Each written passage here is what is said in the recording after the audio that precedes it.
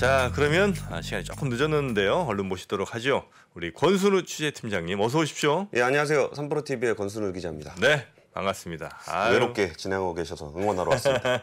네, 한 명도 온다고 외롭지 않은 거 아닙니다. 자, 우리 권 팀장님과 함께 예. 오늘 포스코 관련된 이야기를 좀 해주신다고요. 예, 철강 얘기 좀 해보려고요. 예. 그 철강 이야기는 이제 포스코 홀딩스, 현대제철의 주가랑도 관련이 좀 있지만 네, 철강은 사실 경기 자체의 온도계 같은 역할을 해요. 그럼 전체 경제를 예, 그러니까 그렇죠. 철강 시황 어떻게 봐야 되냐 그럼 거의 경기 움직임이랑 비슷하다고 보셔도 되는데 건설이랑도 당연히 민감하게 연결이 돼 있을 거고요. 예, 토목, 건축, 조선, 자동차, 가전제품 뭐 대부분 산업에 안 쓰이는 곳이 없잖아요. 그렇죠, 그렇죠. 그래서 사실 오늘은 뭐 포스코를 중심으로 철강 얘기를 해볼 건데 이게 하반기 우리나라 경제 상황이 어떻게 될지하고 비춰서 생각해 보시면은 좀 더 폭넓게 보실 수 있을 것 같아요. 또 이제 철강 같은 경우는 원재료가 네, 철광석하고 석탄이에요. 그렇죠. 예, 그러면은 네. 원자재 중에 가장 대장 역할을 하는 게 철광석이고 에너지 중에 제일 기반이 되는 게 석탄이잖아요. 그러니까 철강 경기를 보게 되면은 국제 원자재 가격이라든지 에너지 가격을 좀 비춰볼 수도 있어요. 네. 사실 뭐 철강재를 얘기할 때 보통 뭐 구리라든지 뭐 니켈이라든지 뭐 이런 비철 금속들 있잖아요. 네네. 여기 시황 어떻게 가는지 고민해서 잘 모르겠다 그러면 그냥 철광석 가격이랑 거의 비슷하게 가신다고 봐도 돼요. 그러니까 철강 산업만 잘 보더라도 대략적인 경기 흐름을 좀 짚어볼 수가 있습니다. 네, 지금 7월 말 이제 8월 걱정하시는 분들이 많은데 예. 그냥 이거 오늘 방송만 들으시면 되겠군요. 예, 오늘 방송만 들으시면 이제 걱정이 더 많아지실 겁니다. 왜? 일단 우리가 네. 철강 시황도 좀 예민하게 볼 필요가 있는 게 네. 포스코의 주가를 자꾸 살펴보게 되면은 네. 이게 시황이 철강 시황이 잘 안 보여요. 그러니까 거시 경제가 잘 안 보여요. 예를 들면은 포스코홀딩스의 피크아웃 얘기, 철강의 피크아웃이다. 이거 철강제 뭐 끝났다. 네네네네. 이 얘기가 작년 초부터 있었어요. 그러니까 뭐 계속 뭐 이번이 피크다, 이번이 피크다, 이번이 피크다 그러면서 계속 올랐습니다. 그래가지고 이익 기준으로는 거의 뭐 올해 2분기까지 이렇게 왔는데 이익 피크는 작년 3분기였는데요. 네. 매출 피크는 아마도 올해 2분기가 아닌가 싶어요. 올해 2분기요? 예, 예. 매출 피크는 그러니까 작년부터 계속 피크. 우리 제일 듣기 싫어하는 거잖아요. 무적의 선반영. 뭐 좋은 일 있으면 다 선반영됐대. 달고, 예. 그리고 좋으면은 지금이 고점이고 지금이 피크아웃이라 다음부터 빠진다고 뭐 계속 그런 얘기를 했었잖아요. 예. 근데 매출 피크는 계속적으로 이어져서 올해 2분기 정도가 피크가 된 것 같아요. 그리고 이게 피크가 된 것도 참 놀라운 정도의 경쟁력인데, 네. 그러니까 포스코가 이제 고로 철을 녹이는 고로가 포항에 3개, 광양에 5개, 8개가 있어요. 그 중에 광양 4고로 이게 굉장히 큰 고로거든요. 네. 이거를 2월부터 6월까지 멈춰놨었습니다. 개보수를 하려고. 그래가지고 이게 광양 4고로 같은 경우에 92년에 처음 만들었는데 2009년에 내용적 한 5,500제곱미터로 확대를 하면서 네. 세계 최대 고로가 됐어요. 물론 그 이후에 뭐 이거를 내용적 기준으로 하기도 하고 출선량, 철강을 얼마나 생산하느냐를 기준으로 하기도 하지만 샘물 녹이는 그게 이제 고로인 거죠? 예, 고로예요. 예. 근데 8개 중에 하나가 그냥 놀고 있었다는 얘기로 보셔도 되는데 매출은 그냥 어쨌든 계속 피크로 올라와 있었다. 가격이 그만큼 이제 세다는 얘기인가요? 그쵸. 그러니까 이게 그러니까 이 마진이 되게 좋았어요. 네네. 그리고 광양 4고로 같은 경우는 이제 내용적 자체는 이제 규모는 그대로인데 여기에 이제 환경 설비 같은 거 많이 해서 미세먼지 배출이 기존 고로보다 90% 이상 절감을 했고요. 이게 철강이 무슨 철강의 경쟁력 얘기할 때 좀 애매하거든요. 네. 근데 이게 지금 포스코 같은 경우는 가장 적은 철광석으로 가장 많은 철을 뽑아낼 수 있는 경쟁력이 있는 회사예요. 그러다 보니까 매출이나 이익이 맨날 피크아웃 얘기를 했지만 네. 지금까지도 잘 버티고 있었다는 거고 이게 뭐 일단 스마트 고로 시스템 구축해가지고 원가 절감 많이 됐고요. 스마트 고로라고 하니까 뭔가 좀 안 어울리는 느낌이다. 그쵸. 단어들이. 스마트 고로. 예, 거의 뭐 사람 없다고 보셔도 될 것 같은데. 그래요? 예, 그러다 보니까 이게 가격 경쟁을 하더라도 뭐 다른 뭐 중국이나 이런 데 인건비로 딸리지 않겠냐. 근데 뭐 사람 별로 안 씁니다. 스마트 고로로 해놨기 그래요? 때문에. 이게 고로가 멈춰 있다 보니까 가동률이 84%밖에 안 돼요. 그러니까 1년 전에 93%였거든요. 전체로 보면 84%. 예. 그러니까 1년 전에 93%가 가동이 됐는데 네. 그 고로 가동률이 뭐 한 84%로 떨어졌어요. 하나 쉬니까. 예. 네. 제품 생산도 한 11만 톤 줄었고 생산 판매량도 한 21만 톤이 많이 줄었어요. 그러니까 줄어 있는 상황이고 고급 강제 WTP라 그러거든요. 이게 월드 탑 프리미엄 고급 강제. 네네네. 고급 강제는 어떤 거냐면은 이게 겉에가 거칠거칠한 철강은 좀 그 저부가 같이 열연이에요. 그리고 이거를 좀 맨들맨들하게 가공을 하게 되면은 네. 이게 이제 고급 프리미엄, 고급 강제가 되는데, 그럼 이게 보통 거칠거칠한 강제는 우리가 안 보이는데, 뭐 콘크리트 안에 들어간다거나, 네. 아니면 도로 만들 때 들어간다거나 이런 데 쓰는 거고, 고급 강제는 보통 우리가 눈에 보이는데, 뭐 가전 제품이라든지 자동차라든지 이런 데 써요. 네. 근데 이게 WTP가 23만 7천 돈이 줄었어요. 분기 기준으로 많이 줄었죠. 그게 고급 강제가 자동차에 많이 쓰이는데, 다들 아시다시피 자동차 생산이 잘 안 됐기 때문에 고급 강제 판매가 많이 줄었어요. 원자재 가격도 엄청나게 올랐는데, 석탄 같은 경우에 한 분기 만에 1분기에서 2분기 넘어갈 때 32%가 높아졌어요. 네. 그러니까 원료비가 한 8천억 이상 늘었거든요, 원가가. 그럼에도 불구하고 이거를 가격에 전가하고 비용 절감 효과 내면서 1조 원 이상, 이게 원자재 비용이 8천억이 올랐는데 이거를 1조 이상으로 다 눌러버린 거예요. 네네네. 그래가지고 영업이익이 오히려 높아지는 모습을 보였습니다. 이게 2분기까지의 철강의 흐름이었어요. 네. 다양한 악재에도 불구하고 원자재 가격 올라가는 것들, 어떤 비용 절감이라든지 가격 전가로 해서 이게 철강 산업의 경쟁력이 있다는 게 이런 데서 나오는 얘기입니다. 그리고 지금까지는 잘 버티고 있었어요, 이익이. 이게 주가는 사실 뭐 전망하고 선행하는 경향을 보이잖아요. 그러니까 우리가 맨날 무슨 선반영 얘기하고 피크아웃 얘기하는데 아직까지는 잘 반영을 하고 있었다. 네. 근데 자꾸 피크아웃 얘기가 나오니까 어닝 서프라이즈가 계속 나오더라도 그게 뭐 그대로 주가에 반영이 안 되더라라는 게 좀 있었습니다. 근데 이제 좀 걱정하실 필요가 좀 있어요. 주가는 올해 들어서 한 16% 정도 빠졌고요. 작년보다는 한 33% 빠졌어요. 포스코에? 예. 그러니까 매출하고 이익이 계속 좋았음에도 불구하고 그렇게 된 거예요. 그러니까 이익은 작년에 하여튼 피크 쳤고 매출은 아마 올 2분기가 피크일 것이라는 게 거의 뭐 크게 틀리지 않으면 네. 그럴 것 같아요. 그러다 보니까 이게 우리가 좀 걱정해야 되는 부분인데 포스코에서 지금 전사적인 비상경영 체제에 돌입하기로 했어요. 그래요? 예, 이제 진짜 피크가 됐다라는 거 보실 수 있는 지표 중에 하나예요.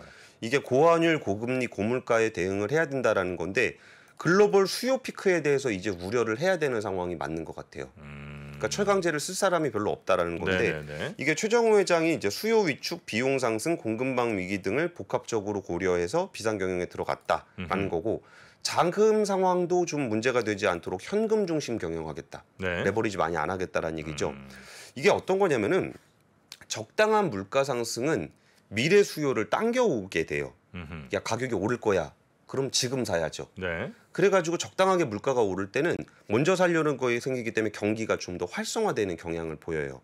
근데 물가가 너무 올라가면 수요 파괴가 나타나게 됩니다. 네. 수요 파괴라는 건 이거 비싸서 더 이상 못 쓰겠다라는 게 수요 파괴인데 이 부분이 이제 우리가 걱정해야 되는 상황까지 온 것 같아요. 이게 그동안 물가 상승 올라갔을 때는 이게 경기를 좀 더 활성화시켜 줄 거야라는 기대가 있었는데 네네. 이제 너무 올라서 수요 파괴가 날 거다라는 거고 또 여기에 또 상품 쪽에서 좀 안 좋은 모습들을 걱정을 한 요인이 뭐가 있었냐면은 지금 물가 상승을 누가 주도하고 있는지를 살펴볼 필요가 있어요. 물가 상승을? 예.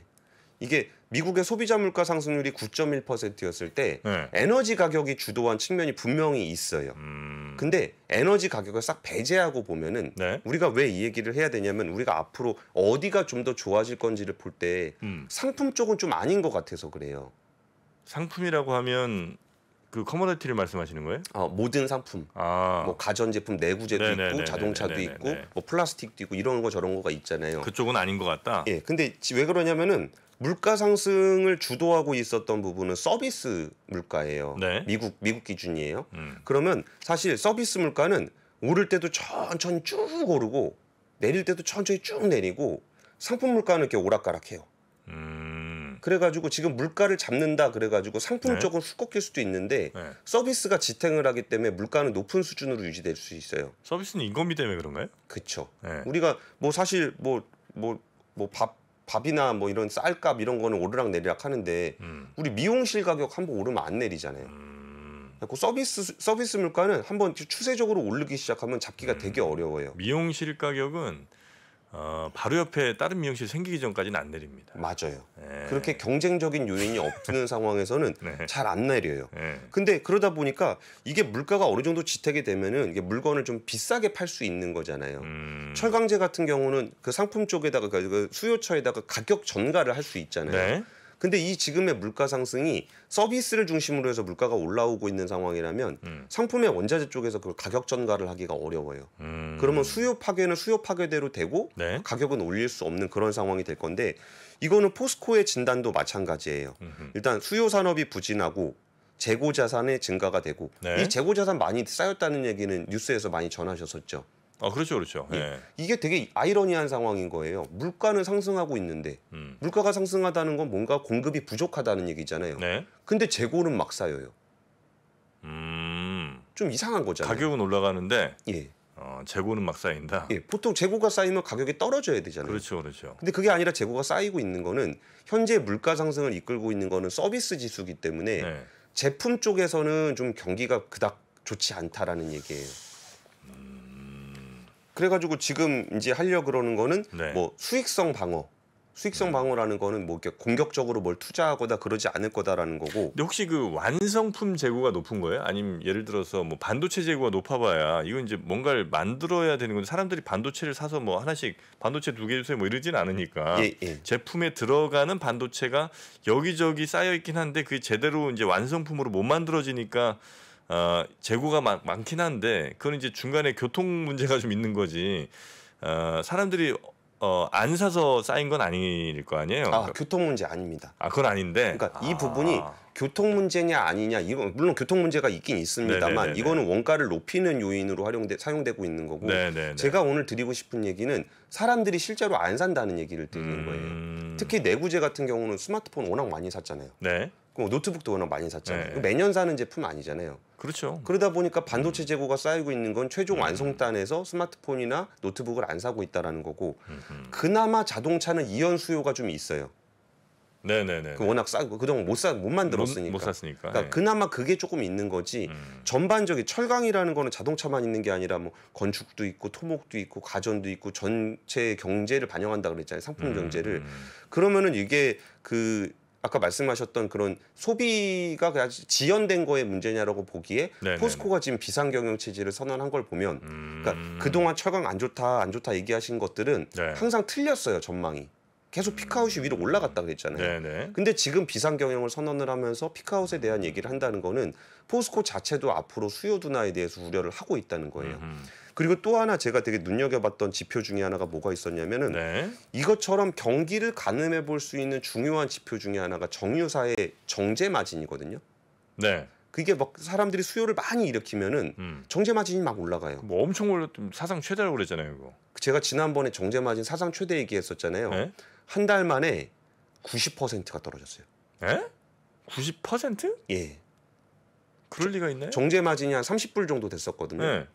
보통 3달러에서 4달러 정도가 네. 그 정유사의 수익 분기점, 손익 분기점으로 얘기를 해요. 근데 제가 가장 최근 거 통계 보고 왔는데 싱가포르 기준으로 봤을 때 3달러 조금 넘었네요. 정제 마진이? 예. 그 사이 그렇게 떨어졌다고요? 예. 못 믿으시겠죠. 설마. 그러니까 저도 이 숫자 보다가 네. 아니다. 3달러가 아니라 2.71달러. 에이. 뭐 좀 잘못 나온 거 아니에요? 그러니까 저도 이거 숫자 보다가 이게 내가 뭘 잘못 봤나? 아니 한 달 전에 30달러 받던 애들이 갑자기 그렇게 떨어뜨릴 리가 없잖아요. 그러니까 지난달에 지난 일주일 전에 네. 한 10달러 언더 정도로까지 떨어졌었거든요. 근데 일주일 만에 2.71달러 떨어져서 와 이게 말이 되나 싶을 정도로 우리가 정유사들 막 역대급 실적 낸다 그래가지고 뭐 행제세 걷자, 뭐 원가 공개하자 말이 되게 많았잖아요. 근데 유가는 사실 어떤 다양한 요인으로 인해서 그렇게까지 많이 떨어지진 않았다고 볼 수도 있어요. 이게 140에서 100 정도 온 건데 네. 정제 마진은 결국 정제를 해서 누군가 사용을 해야 되는 거잖아요. 네. 근데 사용에 대한 기대치가 좀 낮아지다 보니까 유가는 높아서 안 그래도 수요가 조금 파괴되고 있는 상황에서 여기서 좀 수요가 안 좋을 것 같다. 정제 마진 안 좋다. 이게 2.71달러까지 떨어져서 저도 이게 말이 되나 싶은 그런 정도로 수조까지 내려왔어요. 이처럼 하반기에 글로벌 수요 파괴에 대한 우려가 굉장히 큰 상황이 돼 있는 거예요. 네네. 실제로 그 제가 막 뉴스를 찾아보니까 싱가포르 복합 정제 마진만 9달러대까지 떨어졌고 아마 말씀하신 그게 전주 거. 거기 전주 거예요. 예, 그 다음 주께 그 사이에 또 떨어졌어? 예. 그래서 S-오일 주가를 보면은 이게 아직 실적 발표도 안 했는데 네. 사상 최대 실적은 무조건 냈거든요. 네. 근데 주가가 12만 원에서 9만 원대로 25%가 빠졌어요. 와. 제가 그때 정제 마진 한참 올라갈 때 믿을 건 S-오일밖에 없다 그런 얘기 막 했었잖아요. 네네. 근데 그게 지금 글로벌 수요 둔화 아까 전에 말씀드렸던 것처럼 물가는 꾸준하게 올라오고 있지만 서비스가 중심이 되고 여기에 수요처 쪽에서 훅 떨어지는 것들이 눈에 보이다 보니까 네네네. 지금 유럽이라든지 거기 분위기 장난 아니에요. 기름값 그럼 많이 떨어지겠네. 근데 기름값은 공급적인 이유로 위로 유지가 되는 거예요. 아 그래요? 예. 그러니까 기름값이란 그러니까 우리가 쓰는 기름값이란 게 결국은 이제 원유가에서 정제 마진 더해 갖고 세금 좀 붙여서 나오는 게 이제 우리가 쓰는 기름값일 거 아니에요. 그렇죠. 그럼 그리고 물론 이게 한 130달러까지 갔다가 100달러 정도로 떨어지긴 떨어졌어요. 네. 근데 여기서 그럼 밑으로 확 떨어질 거냐? 어. 그렇지 않을 거다라는 게 글로벌. 이거는 공급망 이슈가 있잖아요. 네네네. 지금 유럽에서 러시아산 가스라든지 석유 안 쓰고 있는 상황에서 네. 그거를 지금 중동에서 다 끌어다 올려서 쓰고 있잖아요. 네. 그러다 보니까 두바이유 같은 경우가 내려오다가도 공급망 문제로 이게 막 하방이 막혀 있는 게 있는데 여기에 사람들의 수요처가 떨어지다 보니까 정제 마진이 확 떨어지는 거예요. 이게 안 그래도 고유가라 사람들 기름 사기 힘든데 수요까지 떨어지게 되면은 정제 마진이 먼저 반영을 하고 있는 거죠. 그러다 보니까 지난주 금요일인가? 현대오일뱅크가 원래 하반기에 상장한다 그랬거든요. 분위기 좋았어요. 그 취소했죠. 취소했어요. 아 맞아요. 이게 와 지금 기름값 좋다 정제 마진 30달러 막 돈을 긁어 모은다 이거 상장하면 얼마냐 난리가 났었거든요. 근데 이게 정말 그 짧은 기간 동안 와 어떻게 이렇게 떨어지냐. 예, 정말 짧은 기간에 일어난 일이에요. 네네. 이런 부분들이 벌써 현대오일뱅크는 세 번째예요. 세 번째. 아 상장 할래다가 안 하고 할래다가 안 하고. 아 그래요? 예, 이번에는 진짜 할 줄 알았거든요. 작년 12월에 예비심사 청구해서 6개월 만에 심사 통과됐고 지난해 영업이익 1조 원 사상 최대. 1조 원이 사상 최대인데 네. 1분기 7천억 벌었어요. 작년에 1조. 네네. 그게 사상 최대. 1분기 7천억. 2분기는 아직 안 나왔는데 추정치로 한 9천억. 올해 2분기? 예. 와, 이렇게 근데 상장 철회. 그러니까 6월 말까지가 거의 정제 마진이 최고였죠 그때. 예. 그러니까 지금 하반기를 어떻게 보고 있는지가 대충 느껴지시죠. 그러니까 포스코 같은 경우도 철강에 대해서 어떤 판매가 전가하고 비용 절감하고 뭐 스마트고로 하고 그러면서도 어떻게든 잘 버텨가지고 지금까지 와 있다. 근데 하반기는 정말 자신이 없으니까 비상경영 체제가 된 거고 정제 마진은 좀 더 빠르게 움직이니까 기업은 좀 더 천천히 움직이는데 시장은 좀 더 빨리 움직이잖아요. 그러니까 정제 마진이 30달러까지 올라갔던 게 거의 2.7달러까지 훅 떨어져 있는 거예요. 그래가지고 뭐 우려가 되는 얘기만 드리기 좀 죄송스러워서 그나마 단기적으로라도 희망을 볼 수 있는 부분에 대해서 말씀을 드리면 하반기 철강업에서 기대해 볼 만한 부분은 중국이 있어요. 중국? 예. 지금 중국 철강사들이 사정이 되게 안 좋거든요. 이게 6월 조강 생산량이 3.3%, 상반기 6.5% 감소했는데 뭐 그럴 만도 한 게 중국이 2분기 경제 성장률 0.4%밖에 안 돼요. 뭐 중국은 뭐 말만 하면 성장률 7% 8% 얘기하던 나라잖아요. 근데 0.4%밖에 안 되고 그러다 보니까 그러니까 중국의 철강 내수 가격이 거의 한계 원가 수준까지 내려와 있어요. 그리고 이게 생산을 하면 계속 적자가 나니까 철강사들이 거의 생산을 안 해요. 감산을 계속 하고 있어요. 그런데다가 중국 정부가 탄소 중립이니 뭐니 하면서 코로나 봉쇄인데다가 조강 생산량을 줄이기로 했거든요. 그렇게 돼 있는 상황에서 시진핑 주석의 3년임이 결정되는 20차 당대회가 올해 10월에 있어요. 근데 지금 2분기까지 코로나 봉쇄가 경기 되게 안 좋은데 자기가 3년임 겨부되는 2차 당대회까지 이 상태로 갈 거냐? 그렇게는 안 하겠죠. 그렇게는 안 하겠죠. 부양책을 쫙 밀어낼 수 있어요. 그럼 부양책을 밀어낼 때 가장 직접적으로 경제를 부양시키는 효과를 줄 수 있는 부분이 토목 건축 부분이고 지금 중국이 부동산 경기가 되게 안 좋기 때문에 이 부동산 경기가 시스템 리스크로 전이될 위험까지 있어요. 그러면 이쪽 부동산 쪽에다 경기 부양을 할 가능성이 높거든요. 그러면은 지금 중국의 철강제 회사들 같은 경우는 지금 감산을 하고 있는 상황이고 거기에 철강 생산량 같은 경우도 그러니까 제한돼 있는 상황에서 중국의 경기 부양책이 나온다면 단기적으로 우리나라 철강사들의 중국 수출 물량이 늘어날 수 있다. 큰 흐름에서는 글로벌 수요 둔화를 피하는 게 불가피한 상황이고 단기적으로는 비상경영은 무조건 갈 건데 네. 단기적으로 경기 부양 효과를 기대한다면 중국발 호재 부분에서는 단기적으로 좀 괜찮지 않겠냐라는 부분들이 좀 있습니다. 그 건설 토목 이쪽에 들어가는 쇠들은 예. 그렇게 고부가는 아니죠. 열연강 뭐 고부가 뭐 그렇게까지 고부가 냉연에 비해서 고부가는 아니에요. 그렇죠. 예. 만약에 근데 중국이 야 다시 좀 만들자 하면 금방 다시 만들 수 있는 건 아니에요? 그러니까 그 부분이 네. 그 부분에 대해서도 이제 시장에서 좀 논란이 좀 있어요. 네. 지금 가격이 안 되니까 감산을 한 거지. 네. 지금 이게 가격이 좀 올라오다 보면은 감산을 풀지 않겠냐라 그랬는데 여기서 또 다른 반대편에서 우리나라가 좀 호재를 볼 수 있다라고 보는 부분은 네. 그 중국 정부가 조강 생산량, 그러니까 철강 생산량을 지난해 10억 3,500만 톤보다 줄이기로 했거든요. 네. 근데 올해 상반기에 한 5억 3천만 톤쯤 했어요. 그러니까 한 절반 이상 했죠. 그럼 하반기에 이만큼을 더 할 수 있을 거냐? 네. 그렇진 않을 거라는 거죠. 그래가지고 지금 중국이 철강을 약간 구조조정하고 있는 상황이고 감산이 돼 있는 상황이기 때문에 단기 부양 호재가 나온다면 철강은 그나마라도 잠깐은 반등할 수 있지 않겠냐라는 기대가 그 정도가 좀 있습니다. 글로벌 수요 둔화되는 건 중장기적인 관점이고 네. 여기서 좀 단기적으로 트레이딩으로 접근하시는 분이라면 중국 부양책이 어떻게 나오는지를 보면서 네. 우리나라가 중국으로 수출하는 물량에 대해서 조금 보실 필요가 좀 있는 것 같아요. 여기에 더해서 네.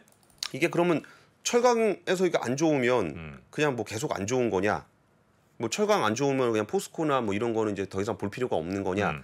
그러다 보니까 오히려 포스코가 2차 전지 관련한 얘기들을 계속 하는 거예요. 포스코가 2차 전지 뭐 하죠. 소재를 원재료부터 서플라이 체인을 쭉 구축을 하는데 네. 예를 들어서 지난번에 우리 공개 행사할 때요. 네. 우리 축제할 때 그때 바람의 숲 김철광님이 배터리 리사이클링 관련한 얘기 하셨던 거 기억나시죠? 네네네네. 거기 대표적인 회사가 최근에 성일하이텍 상장하면서 뭐 돈이 대박났죠. 뭐 몇십 조가 모였네 그거 있잖아요. 예. 이게 그 포스코에서도 폴란드의 PLSC라는 회사가 있는데 이거 어떻게 하는 거냐면은 배터리 스크랩 있잖아요. 그럼 이걸 막 부셔요. 그러면 이제 검은색 가루가 되거든요. 네. 그럼 그거를 가지고 와서 녹여갖고 만드는 거예요. 뭘 만들어요? 그 원재료로 다시 부대를 하는 거예요. 니켈, 코발트, 망간 이렇게. 이게 폴란드의 PLSC가 9월부터 블랙 파우더를 만들기 시작할 거예요. 이게 포스코 겁니다. 예, 포스코가 왜 폴란드에 있냐면은 폴란드에 한국 배터리 회사들이 있어요. 그 배터리 회사들에서 나온 스크랩으로 블랙 파우더 이렇게 까맣게 가루를 만들어서 그걸 한국으로 수입을 한 다음에 이거를 광양에 들여와서 포스코 HY 클린메탈이라는 회사가 이걸 녹이는 회사예요. 네. 배터리 재활용 회사. 이게 올해 11월부터 생산을 시작할 거예요. 아니 근데 배터리를 이제 부셔서 가루를 만드는 거는 배터리를 많이 쓰는 즉 전기차가 많이 돌아다니는 지역에 있어야 될 거 아니에요. 예. 그 생산 공장이 중요한 게 아니고. 예. 아니 뭐 생산 공장이 중요할 수도 있죠. 거기서 부셔서 많이 다시 만든다면 거기서. 근데 그게 아니고 그 부신 걸 다시 우리나라 갖고 와서 이렇게 하고 다시 만들어 다시 수출을 한다는 거예요? 그걸 우리가 쓰면 되죠. 우리가 쓴다. 우리 2차 전지 소재 많잖아요. 지금 말씀해 주신 부분이 2차 전지 폐배터리 사업을 볼 때 굉장히 중요한 포인트인데요. 그러니까 이게 그 정프로님 말씀이 맞아요. 근데 아직까지 전기차에서 나오는 폐배터리가 그렇게까지 많지를 않아요. 그럼 지금은 다른 데서 쓰는 배터리를 지금은 어디가 제일 많이 가지고 있냐면 그 배터리 회사가 배터리 만들고서 불량품들 있잖아요. 그래요? 그 규모가 꽤 커요. 불량품 규모가? 예, 그럼 그 불량품을 그냥 버리는 게 아니라 이게 다 되게 비싼 광석들이잖아요. 그래서 그거를 부셔가지고 리사이클을 하려고 하는 거고요. 장기적으로 보면은 그 전기차가 돌아다니고 있는 전기차가 가지고 있는 그 배터리를 어떻게 모을 것인지가 중요해요. 그러니까 지금 폐배터리의 리사이클링 사업은 일종의 제가 느끼기에는 그 어마어마한 폐배터리가 나오기 전에 파일럿 모델 정도라고 저는 생각해요. 파일럿으로 이렇게 가공을 해서 효율성을 높이는 사업들을 계속하고 실제로 폐배터리가 전기차에서 나오기 시작하면 이거를 스케일업을 해가는 과정으로 보기 때문에 김철광님 같은 경우에 이게 유망할 것 같다라고 말씀을 해주신 거고요. 그리고 포스코 거는 좀 재밌는 부분이 이게 포스코 회사에 관심이 없더라도 거기에 원자재 같은 거에 가격 관련한 얘기들을 많이 해요. 컨퍼런스 콜을 하면 뭐 예를 들면 니켈 같은 경우 그러니까 니켈 같은 경우도 니켈 투자하시는 분들 뭐 아실 때 예전에 보통 니켈이 한 톤당 한 2만 달러 정도 했었거든요. 네네. 올해 3월에 이거 2배 넘게 갔던 거 아시죠? 아 니켈 가격? 예. 다 4만 달러 빠졌잖아요. 찍고 막 그래가지고 그 고버스 맞아가지고 고버스 다 파산되고 그 아시죠? 네. 그게 좀 많이 내려와가지고 네. 지금 한 2만 달러 정도까지 내려왔거든요. 네. 여기에 더해서 인도네시아가 니켈을 되게 많이 가지고 있는데 네. 이걸 적극적으로 이제 수출을 하려고 해요. 네. 그러면 니켈 가격이 좀 더 떨어지지 않을까? 라는 관심들이 있거든요. 근데 여기도 이제 포스코도 니켈 사업을 직접 하고 있기 때문에 네. 여기에 대해서 뭐라고 설명을 하고 있냐면 공급이 많이 늘어서 가격이 하향 안정되고 있는 건 맞는데 수요 측면에서 워낙 공고하다. 그러니까 2차 전지 배터리를 워낙 많이 만들기 때문에 하겠죠. 네. 뭐 수요가 공고해서 니켈 재고가 네. 런던 금속거래소 기준으로 보통 한 20만 톤 정도 되거든요. 근데 지금 한 6만 톤 수준으로 내려와 있어요. 재고가 3분의 1로 떨어져 있는 상황이라 니켈 가격이 그렇게까지 떨어지진 않을 것 같다. 이런 거는 포스코에 관심이 없으시더라도 네네. 포스코가 니켈 사업을 하고 있는 회사이기 때문에 이런 회사가 가지고 있는 그 가격 전망, 원자재 가격 전망 같은 경우는 다른 투자를 하실 때도 보시기에 좀 흥미로운 포인트가 될 것 같아요. 이게 만약에 그 철강 이렇게 되면 조선이랑 자동차 이쪽이 이제 영향이 많이 있잖아요. 일반적으로. 예. 어떤 영향들인지 간략하게 좀 정의 가능할까요? 이게 지금 협상을 좀 하고 있는데 이게 아직 그 3분기 거를 한 8월, 9월에 계속 협상을 할 거예요. 그럼 이때가 진짜 치열할 겁니다. 아까 비상 경영에 들어가고 수익성 위주로 한다는 얘기를 했잖아요. 이게 말이 그러니까 우리가 뭐 보도에 나오거나 어떤 보도 자료나 뉴스에 나오는 말은 수익성 중심의 경영을 하겠습니다라고 네. 얘기하는 게 되게 평범하게 들리잖아요. 그 쥐어 짜겠다는 거거든요. 네네. 그 어마어마한 변화가 생겨요. 그렇겠네요. 그래서 이런 단어들을 그러니까 비상경영 체제를 도입합니다. 그러면 우리 사장님이 뭐 맨날 뭐 힘들다고 하고 월급 안 올려주고 저희 대표님이 뭐 정 대표님이 저한테 뭐 연봉을 올려줄라니 우리 사장 이거는 항상 듣는 얘기지만 네네네. 사실 이 기업이 공식적으로 비상경영 체제를 선언하고 수익성 강화를 얘기할 때는 그 전체 산업 생태계에다가 일종의 워닝을 주는 거예요. 이번 협상 우리도 물러날 곳이 없다. 라는 거기 때문에 일단 조선이라든지 그 자동차 같은 경우도 이런 협상을 8월, 9월 잘 보셔야 될 거예요. 그래야 그 회사들의 수익성에 또 직접적인 영향을 미치기 때문에 지금 어떻게 전망을 한다라는 것보다는 정말 여기는 치열한 상황이 될 거다. 철강성 가격을 내려가서 철강 가격을 낮출 여지는 있는데 네. 그렇다고 해서 여기서 양보할 생각은 없을 거다. 정도 말씀드리고 싶습니다. 네네네. 알겠습니다. 자, 이 철강 우리 산업뿐만 아니라 글로벌 경제 전체에 이제 미치는 영향이 워낙 큰 그런 상황인데 여튼 포스코는 지금 작년에 실적으로는 이제 영업이익으로는 피크아웃 쳤고 3분기. 예. 올해 2분기 이제 곧 발표가 될 텐데 매출로는 피크를 칠 거고. 예. 그리고 약간은 암울한. 근데 주가는 작년부터 선반영한다고 33% 내려와 있긴 해요. 자, 이 상황 어떻게 판단하실지는 뭐 여러분이 잘 또 보셔야 되겠습니다만 우리 권순우 팀장님은 충분히 힌트들을 많이 좀 드린 것 같습니다. 예. 여러 가지 팩트를 잘 또 오늘도 취재해 오신 3프로TV 권순우 취재팀장님 다음은 뭐 취재하러 가십니까? 저는 하루살이기 때문에 그날 여기다 다 쏟아내고 이제 새로 채워야지. 그렇습니까? 예. 네. 압권 어떻게? 이화도 10만 넘게 잘 나왔습니다. 그렇습니까? 예. 10만에 만족하지 마세요. 알겠습니다. 더 정진하겠습니다. 그 컨텐츠는 100만이 봐야 되는 컨텐츠입니다. 예, 100만이 봐주십시오. 네. 예. 자, 그러면 우리 권 팀장님은 여기서 보내드리고, 네, 우리 염승환 이사 또 만나러 가겠습니다. 한 주 동안 매우 고생해주신 우리 3프로TV 권순우 취재팀장님 앞으로도 잘 좀 부탁드리겠습니다. 예, 알겠습니다. 네, 고맙습니다. 감사합니다. 중동학 개론이 끝난 지 벌써 2개월.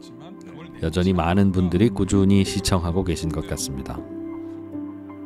중동학 개론을 통해서 우리는 많은 지식을 얻기도 했지만 세상을 이해하는 폭을 더 넓힐 수 있었던 것도 같습니다.